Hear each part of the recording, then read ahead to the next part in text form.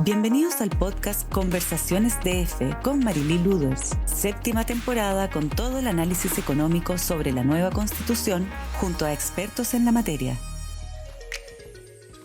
Hola a todos, muy bienvenidos a otro capítulo más de este podcast constitucional que tiene como objeto pasar por 10 temas que para nuestros lectores en el diario financiero son de interés en torno a la discusión que se está llevando a cabo y que en un mes más se va a plebiscitar, y además la discusión de fondo sobre estos temas. Muy bienvenido, hoy día tenemos a Venancio Coñuepán con nosotros. Buenos días, muchas gracias por la invitación. Venancio es abogado, se ha especializado en asuntos indígenas y conflictos socioambientales y ha sido un activo participador de las últimas discusiones con respecto a estas temáticas. Así que, vamos Venancio, la primera pregunta es la Constitución actual, la vigente, ¿qué limitaciones tiene con respecto a lo que tú consideras los derechos indígenas y la convivencia y la proyección de Chile en ese sentido? Comenzando que la Constitución vigente no reconoce a los pueblos indígenas en ninguna parte, ¿ya? Eso es importante. Es una de las dos constituciones latinoamericanas que no reconoce a los pueblos indígenas. La única, quizá, flexibilidad es el artículo 5, inciso 2, que reconoce el derecho a una limitación a la soberanía, y por ahí podrían entrar íntimamente los derechos del pueblo indígena a través de como el convenio o la declaración de la ONU o Naciones Unidas sobre los derechos del pueblo indígena, pero no tiene nada explícitamente referido a los pueblos indígenas. Entonces eso es una brecha basal importante que explica por qué hay tanto conflicto jurídico. O sea, de alguna manera, en el fondo, el omitir el tema tiene un costo en sí mismo, digamos. Exacto. ¿Por qué? Porque los derechos de los pueblos indígenas no están garantizados. Y si uno va a la génesis de los conflictos sociales vinculados al pueblo indígena, la gran mayoría está vinculado a que no se respetan los derechos de ellos. Cuando hablamos de derecho a la consulta, derecho a la autodeterminación, a su territorio, a su salud, todo este es el fondo de los conflictos. Ahora, el reconocimiento puede tener múltiples formas, y la forma es tan importante como el hecho de tener el reconocimiento. Hay personas que argumentan que lo que quedó en el borrador de la Comisión Constituyente, que es el concepto de plurinacionalidad, donde el Estado reconoce a 11 pueblos y naciones de la unidad del Estado, no es el adecuado para un país como Chile, y que tiene en el fondo personas que quieren ver garantizados sus derechos, pero no necesariamente en una plurinación. Claro, es que esto tenemos que verlo con perspectiva histórica. Chile, sobre todo la Araucanía, tiene menos de 150 años y la colonia fue más de 200 años. Y si uno analiza la historia, Chile ya fue un país plurinacional. Y la colonia, cuando había los parlamentos que formaban los mapuches con los españoles y luego con los chilenos, se reconocían que eran pueblos distintos, eran pueblos hermanos. Ahora la plurinacionalidad, más que una palabra, lo relevante es el contenido de esa plurinacionalidad. Y si uno ve el contenido de esa plurinacionalidad, son derechos que ya están reconocidos por Chile. Todos los derechos que están en la Constitución, en la propuesta de la Constitución, están en el convenio, en la declaración de la ONU o la declaración americana. Lo problemático es la implementación. Pero la Constitución no está creando casi ningún derecho nuevo en relación a los pueblos indígenas. Ahora, el concepto de plurinacionalidad, después, como bien dices tú, cómo se lleva a la práctica, que es lo que vamos a ir viendo ahora, cómo se aplica el sistema judicial, cómo se aplica el sistema de educación, es importante. Sin embargo, la palabra plurinacionalidad, ¿a quién representa hoy día firmemente? Ayer salió una encuesta del CEP que se hizo de los últimos meses, o sea, es bien reciente, digamos, donde ya el debate está instalado, y ahí el 48% de las personas encuestadas dicen que apoyan el Chile como un Estado-nación, donde viven diferentes culturas. Comenzando un poco por la metodología de la encuesta del CEP. De partida no aborda la región metropolitana, en donde está la mayoría de los pueblos indígenas, y también tiene una concepción que aborda como individuo, y aquí estamos hablando de pueblo. Para que se hable de la encuesta referida al pueblo indígena, hay que abordar las instituciones representativas de los pueblos indígenas, y eso son las comunidades indígenas, y no las personas como tal. Las personas pueden tener cualquier opinión, y quizás esa es la opinión de 1.300 y tantas personas, pero no la opinión de los pueblos indígenas. Y ahora, como te digo, una cosa es el concepto de la palabra plurinacionalidad, pero lo relevante son los componentes de esa plurinacionalidad. Y yo no tengo duda que la mayoría de las personas indígenas, si les preguntaran de forma no sesgada, como si es un poco la encuesta, están de acuerdo con los derechos del pueblo indígena porque han sido las demandas sistemáticas del pueblo mapuche, no de ahora, son las demandas de los mapuches desde el principio del siglo XX. Uno ve la prensa, el diario austral de 1920-30, son las mismas demandas de reclamación de tierra, de respetar nuestros derechos, de represión política, de que haya una justicia que reconozca los derechos indígenas en cuanto a procesos justos. Es lo mismo que ha estado siempre. Ujú. Ahora, vamos entonces al contenido, a qué son las cosas que efectivamente digamos, se materializan en esta Constitución. Ahí hay uno de los temas claro es que se decide que va a haber regiones autónomas, que van a poder tener muchas más atribuciones que la que hoy día tienen, y se espera que estos pueblos o estas naciones, o sea, estos pueblos, tomen alguna de estas regiones autónomas. ¿Qué te parece a ti cómo quedaron configuradas estas regiones? Eso es lo que ocurre en el mundo. Yo hace 2 años estuve en Estados Unidos y la reserva indígena de allá, también hay un acuerdo entre esa reserva indígena y el Estado federal, y dentro de esa reserva indígena, las autoridades del territorio son las que determinan las cosas, ¿ya?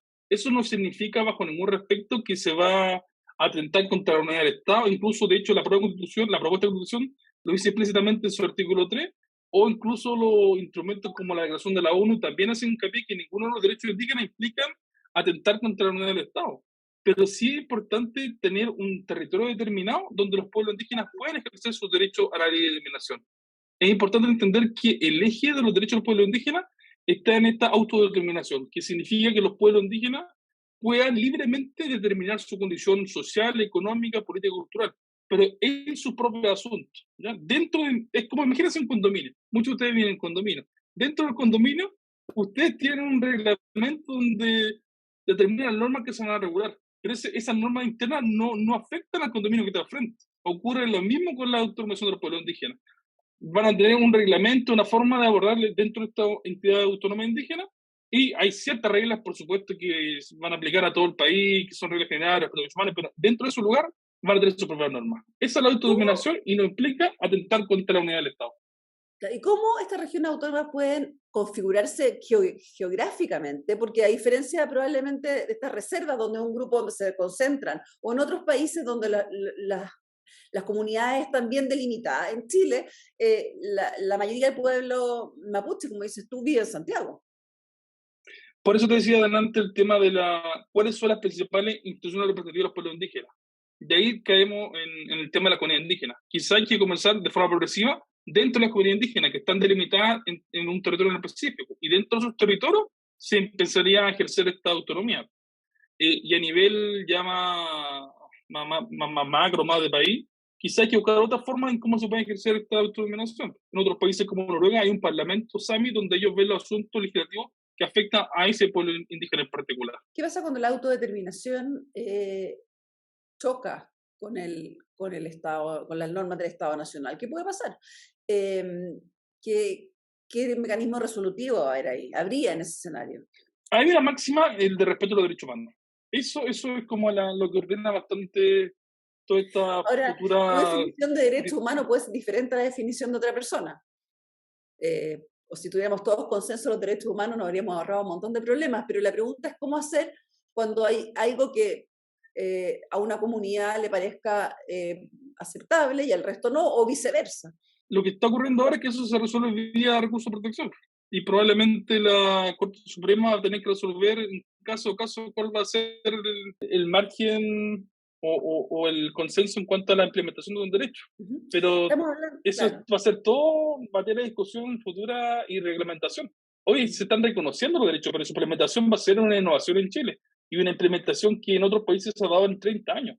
Aquí lo problemático de la convención en cuanto a los pueblos indígenas no son los derechos, porque como te dije, estos derechos ya están reconocidos en instrumentos que están ratificados por Chile. La implementación va a ser la dificultosa. Claro, crear la institucionalidad sí, para que se vele por ello. Ahora, estamos hablando hoy día recién de los territorios autónomos, pero hay otra parte también dentro de la propuesta que tiene que ver con los escaños reservados, que tiene que ver cómo participan estos pueblos en los organismos, que en este caso va a ser el Congreso, etc. Cuéntame ahí, ¿cuál sería tu visión al respecto? ¿Quedó bien diseñado eso, la cantidad de escaños reservados? Claro, primero hay que entender por qué se está proponiendo los escaños reservados. tiene que ver de nuevo con el tema de la autodeterminación, de que los indígenas tengan la facultad de incidir en lo que les afecta políticamente, que hoy en la actualidad no ocurre. ¿Ya? Hoy no tenemos, por ejemplo, nunca existió en Chile un ministro de la Corte Suprema que sea indígena, un general de alguna de las Fuerzas Armadas. Ministros no son más de 5, parlamentarios tampoco no son más de 10, directores de empresas, ¿cuántos? De ninguno, yo creo. Entonces esas son medidas para permitir la participación de los pueblos indígenas. Yo no estaba de acuerdo con el escaño porque creo que no es incluso permitir en plenitud la autodeterminación. ¿Qué ocurre, por ejemplo, en Noruega? En Noruega hay un parlamento paralelo de los Sami, donde ellos ven sus asuntos de ellos. ¿No? Acá estamos, de hecho... ¿Tú preferirías, en vez de escaño reservado, un parlamento paralelo? Ahí el problema es quién manda a quién, como en la serie. No, porque no, hay medidas legislativas para los pueblos indígenas y medidas legislativas para la población en general. Las medidas legislativas que son para los pueblos indígenas, que las definen los pueblos indígenas. Y en las medidas generales, hay quizás razonable la experiencia de los escaños reservados y es lo que ha resultado en Nueva Zelanda y ha bajado los niveles de tensión política porque se considera a los pueblos indígenas. Acá en Chile, como te digo, la norma general es la exclusión. Los pocos parlamentarios que existen en la actualidad no son porque sean representantes de los pueblos indígenas, son representantes de los partidos políticos, legítimamente, pero no responden a los intereses indígenas. Ahora ahí tú podrías decir que eso generará, o sea, los escaños, aunque no son el diseño perfecto, se hicieron precisamente para buscar esa participación. Y ahí hay también la encuesta CEP, que tú lo encontrabas errores metodológicos, pero es interesante. Le preguntan a las personas entrevistadas en quién tienen con más confianza. Y es el Lonco, el presidente de la comunidad, la Machi, el Huerquén. En esas personas tienen confianza. En cambio, los escaños reservados no confían directamente. O sea, No. te da en urbano y rural un 17% de las personas que creen que los escaños reservados en realidad les van a beneficiar. Y es curioso porque en este proceso constitucional los escaños reservados sí lograron todas estas cosas que tú estás mencionando. Claro, que una cosa es que son los que tengan menos confianza, otra cosa es que no confíen en ellos. Y evidentemente van a tener más confianza de las autoridades tradicionales porque son autoridades, son familias sobre todo, que han estado por generaciones en sus lugares. Los escaños llevan un par de meses solamente. O sea, pero eso ya... ¿A ti no te preocupa que el desprestigio de la política en general y de los organismos? No, estoy completamente de acuerdo. Lo que digo es que son estructuras distintas. Una cosa es la gobernanza tradicional de los pueblos indígenas y la gobernanza de los territorios tiene que ver, son familias que han estado por generaciones cumpliendo ciertos roles, entonces ya es parte de como la historia del lugar. Otra cosa son las figuras, entre comillas, occidentales dentro de la gobernanza indígena. Y ahí viene el tema de los escaños reservados, o incluso los presidentes de la comunidad indígena. Las comunidades indígenas no son estructuras tradicionales indígenas, son estructuras que el Estado creó con la ley indígena actual para los pueblos indígenas. Y esos también los presidentes comunales no tienen tanta representación como si tienen los que tradicionales en algunos lugares. Mi punto es que hay que abordar de forma más objetiva el resultado de la CEP. Es difícil abordar una encuesta con los pueblos indígenas, sobre todo con el pueblo mapuche, porque es un pueblo muy atomizado.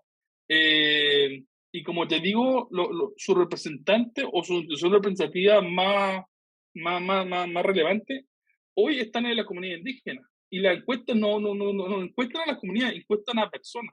Entonces hay que tener cuidado con hacer esa interpretación.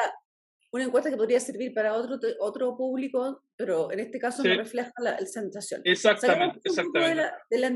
De la encuesta, que tiene el mérito además de levantar datos, que siempre es bueno, pero en los escaños reservados, acá la pregunta va a ser, ¿cómo se van a diseñar esos escaños reservados? Porque hay personas que dicen que tienen que ser, o sea, ¿quién decide quién está dentro de un escaño reservado? Entonces hay alguna gente como de análisis, estoy viendo un informe de pivotes, que dice que el fondo lo ideal sería que fueran en un registro electoral indígena y que proporcionalmente a eso se dieran esos escaños reservados, porque si no, no hay manera de que las personas que lleguen al Congreso realmente sean representativas de quienes se quieren sentir representados. No, es que ese fue, por ejemplo, el error de los escaños reservados. Tienen el mismo origen, igual fueron electos... ¿El escaño reservado de la constituyente, dices tú? Sí, fueron electos por un catastro que determinó la CONADE. Y como te digo, hay una estructura de gobernanza occidental, que serían los escaños reservados, y la interna. si se busca como promover la participación política dentro del Estado, sí va a funcionar. Pero si se quiere llegar a acuerdos con los pueblos indígenas, no va a funcionar, porque los pueblos indígenas tienen sus propias formas de ¿Y organizarse. cómo Y los acuerdos podría, tienen que ser con esa estructura. tú preferirías que no hubiera escaños reservados en el Parlamento? No, yo digo que contribuyen, pero no abordan el fondo del conflicto. El fondo del conflicto es que, para que intentamos que un Estado plurinacional, es que el Estado, dentro del Estado, la nación chilena tiene que negociar con las diferentes naciones indígenas. Y esas naciones indígenas tienen su forma de organizarse.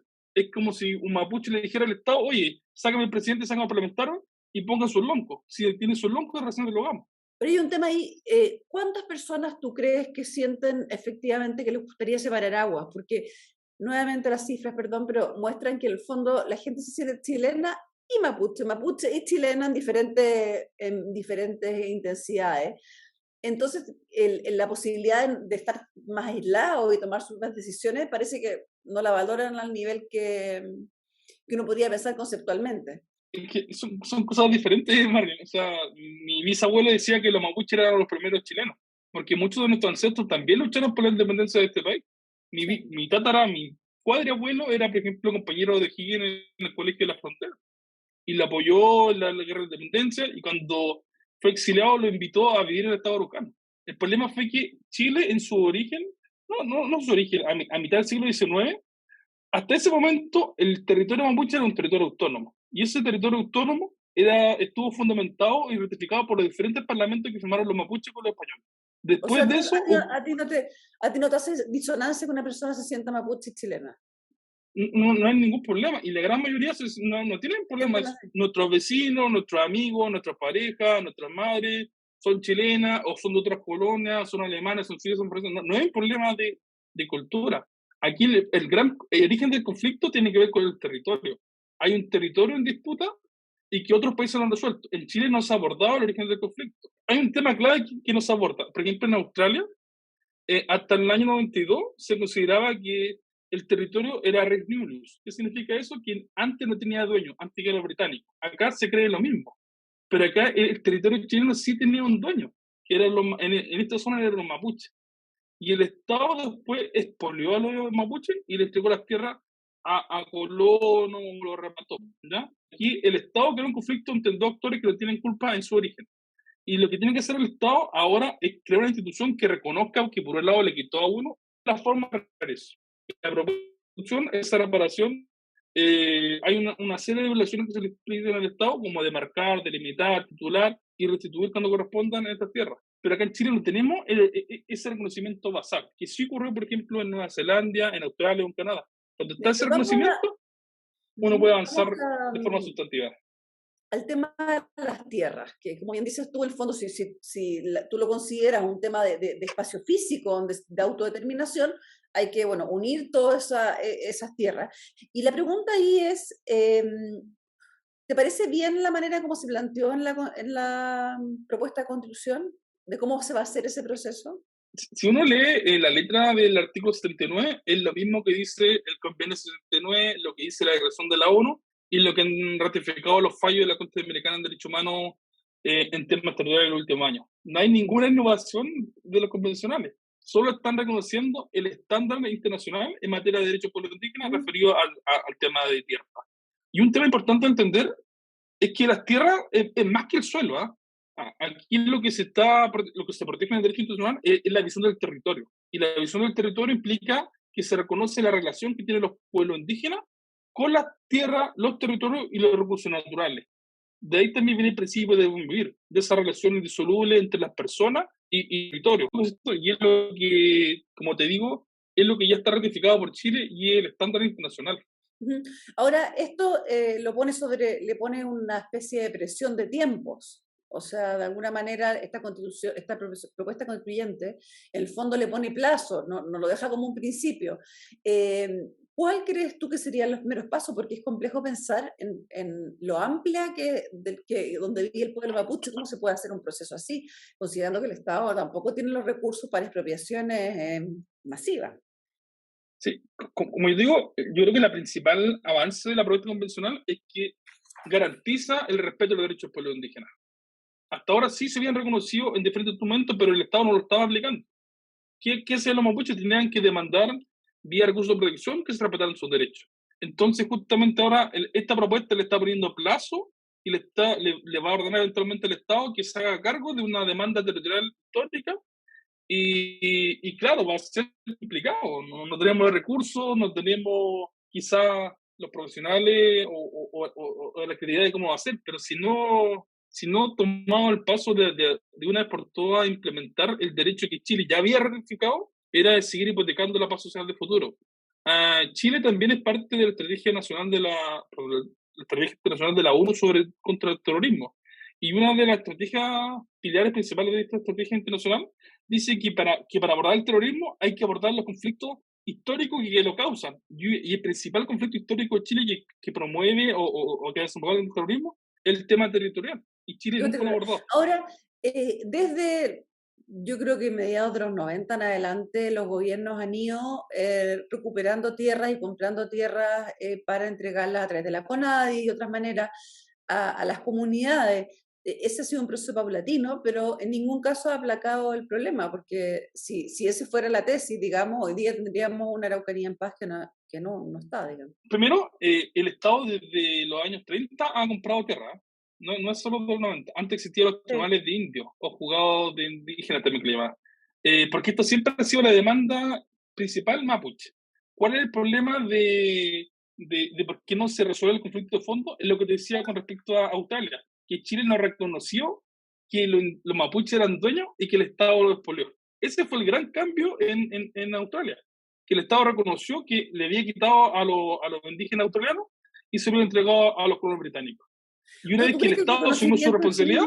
¿Tú crees que el reconocimiento en sí mismo y el seguir el proceso que está ahora, que va parcelado, es suficiente? El primer paso que va a contribuir a la verdad y a la reconciliación. Ahora estamos construyendo sobre una mentira, sobre una utopía, estábamos comprándole tierra a los indígenas sin reconocer que había una explotación, porque sí tenían insuficiencia territorial, tenían poca tierra, y lo estábamos obligando a que la persona le compre a alguien que no quiere legítimamente vender. Y eso provocó el conflicto. Pero el Estado nunca asumió su responsabilidad ni buscó cómo abordar los intereses de dos partes. Me refiero a los pueblos indígenas y a los pueblos poseedores que también tienen legítimo derecho a... Exacto. Que también se sienten dueños de esas tierras y que las han habitado completamente por años. Ahora, tengo una pregunta más. Uno de los temas que más saltó a nivel de discusión pública fue el Sistema Nacional de Justicia, el nuevo sistema de justicia, que va a ser sistemas de justicia, diferente a lo que tenemos hoy día. Se estudia que en las jurisdicciones que estamos conversando se ejercerá exclusivamente por los tribunales de justicia y las autoridades de los pueblos y naciones indígenas reconocidos por la Constitución o las leyes dictadas conforme a ello. Cuéntame, ¿cómo funcionaría una justicia diferenciada? Dos partes. Una, esa justicia ya se aplica. Primero hay que entender que el pueblo mapuche es un pueblo grande, somos casi 2 millones de personas, y dentro de esos 2 millones de personas hay ciertos territorios en donde existen gobernanzas tradicionales indígenas mucho más robustas, con LON, con autoridades, y que funciona la justicia indígena, ¿ya? Hay otros lugares, por supuesto, que no tienen esta gobernanza interna y son más recurren a la justicia, entre comillas, occidental. Pero ¿cómo es la justicia mapuche? Cuéntame, por ejemplo, para entender cómo en concreto, ¿qué tipo de delitos o qué tipo de infracciones se ven en esos tribunales que hoy día están... No, es que justamente ese es el punto. No existen tribunales mapuche. La justicia mapuche es mucho más cercana a la mediación, ¿no? Son mecanismos de resolución de conflictos alternativos en donde miembros de un mismo territorio, cuando tienen conflicto, recurren a las autoridades que están dentro de ese territorio, formando un lonco. Y el lonco primero lo escucha a los dos, busca entender las causas del conflicto y propone algunas soluciones de acuerdo entre las cosas. Y eso se aplica en temas de robo, en temas de riña, en temas de... Sí. Pero eso es algo que se aplica hoy, Marely, muy cotidianamente y recurrentemente. O sea, podríamos... Claro, cuando hay delito... Cuando hay delito de sangre... Ahí sí se recurre evidentemente a los tribunales de justicia, porque eso no se produce dentro de los miembros necesariamente del mismo territorio que no están más cohesionados. Y también hay un montón de... Los asesinatos hay en todas partes, aunque la gente sea súper unida, o sea, no... digamos, Sí, sí, sí, es sí. menos que en otros lados, pero La justicia ordinaria, por los tribunales. Pero el otro tipo de conflictos sí son abordados tradicionalmente por estos Rey se llaman, son una suerte de mediadores indígenas. Rey Ñehue. Son, Rey sí, son personas en el fondo que dentro de la comunidad son reconocidas como personas sí, conciliadoras, personas de experiencia. sí. Esos Sí, serían en el fondo, serían son los los jueces, mayores, entre son los comillas, longos. que llevan lo nuestro. Es claro, hay que sacar como esta lógica del tribunal, después son una forma de justicia mucho más cercana a la mediación que a la concepción tradicional de la O sea, justicia habría con una capa de tribunales, conflictos. mediación, claro, hay una capa de mediación y luego un sistema de justicia ordinario, por alguna manera, que sea para los delitos o fuera del territorio o un poco escalable en el sentido de la Sí, violencia. sí. Perfecto. Y lo otro es el tema educacional, porque también se menciona la posibilidad de que la parte educacional quede en manos de estas naciones o estos pueblos. Cuéntame un poco cómo lo ves tú. Eso, como te digo, en la práctica ya ocurre. Antes de llegar a los militares de la Araucanía, llegaron los misioneros. Y hay muchos mapuches que son hijos de profesores, nietos de profesores. En mi familia, por ejemplo, mi bisabuela era profesor, mi tía abuela es profesora, y llegaron los anglicanos en 1860 al territorio de mi familia.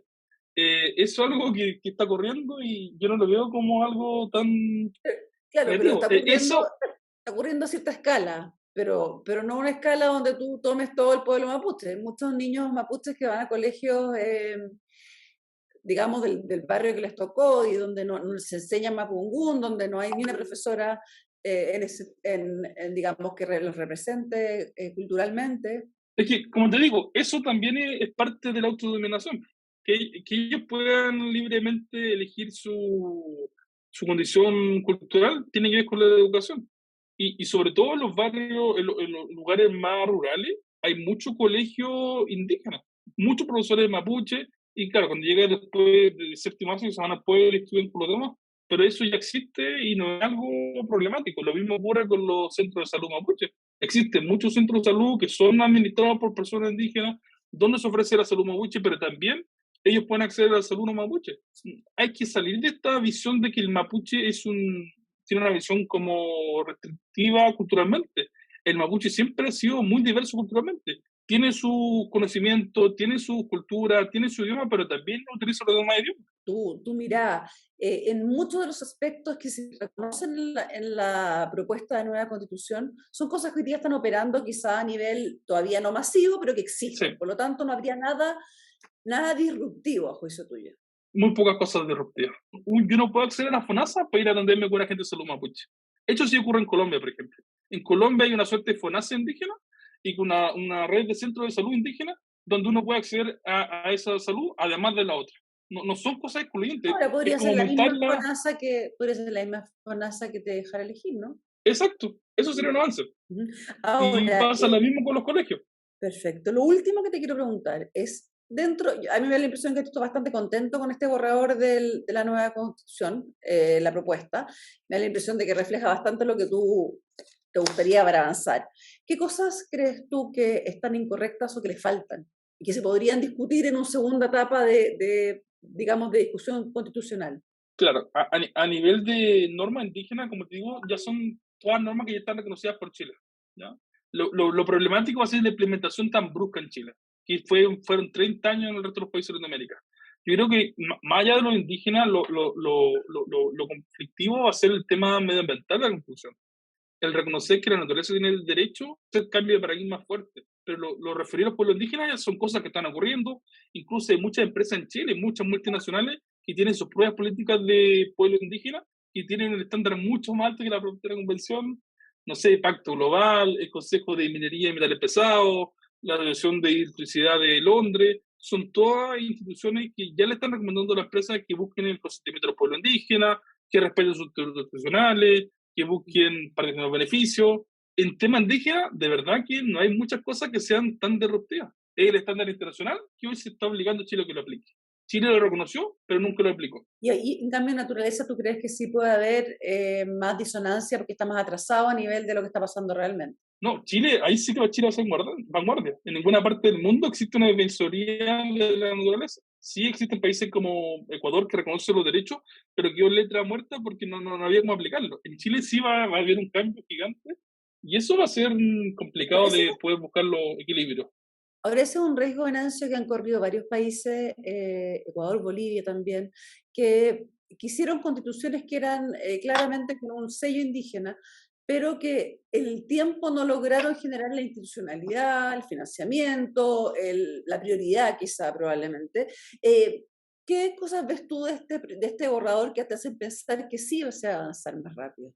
Más que el borrador, yo confío bastante en los chilenos, Félix. Confío en la cultura política y la responsabilidad. No somos, tanto la derecha como la izquierda, países tan irresponsables, más allá de ciertos momentos populistas, ciertas tensiones. Yo, y sobre todo desde el mundo más indígena, se ve mucho respeto. El respeto para el mundo mapuche es muy importante, lo que se llama el Yamugún. Entonces yo de verdad que le tengo confianza a los políticos chilenos, de que sí va a ser difícil abordar muchas cosas, pero se va a hacer con sentido de responsabilidad. No somos un país históricamente populista, responsable fiscalmente. Sí, ahora estamos aumentando un poco los gastos, pero no es un nivel de, no sé, de otros países que uno suele ver como más populista. ¿Tienes fe en que esto no va a ser letra muerta y va a ser en el fondo un cambio, puede ser como dices tú, paulatino, en 30 años, pero va a ser un cambio importante? Es un cambio en la línea del estándar internacional. ¿Ya? Esto no es algo antojadizo de los caños reservados. Lo que hicieron los caños reservados fue bajar a nivel constitucional lo que ya está ratificado en Chile por el estándar internacional. Bueno, yo quiero agradecerte mucho, Venancio, tu mirada, tu tiempo. Es interesante tratar de ir desmenuzando estas miradas de la Constitución, de la que viene, de la que vendrá. Digamos, yo creo que en algún minuto, como dices tú, hay cosas que están funcionando en la realidad que llevan a cambios. Así que muchas gracias, Venancio, por tu tiempo y te deseo lo mejor. Muchas gracias a ti. Y lo último, solo el último mensaje, que en tema indígena, como te dije, ya está casi todo ratificado por Chile. La implementación es la que tenemos que comprometernos a buscarla de la mejor forma. Hay que harto por diseñar porque es harto cambio institucional. Bueno, muchas gracias y gracias a todos por acompañarnos en este nuevo capítulo del DF Constitucional que dedicamos en este caso a los derechos indígenas y a otros conceptos relacionados. Esto fue el podcast Conversaciones DF con Marilí Luders, un podcast que analiza y sigue las señales de los negocios.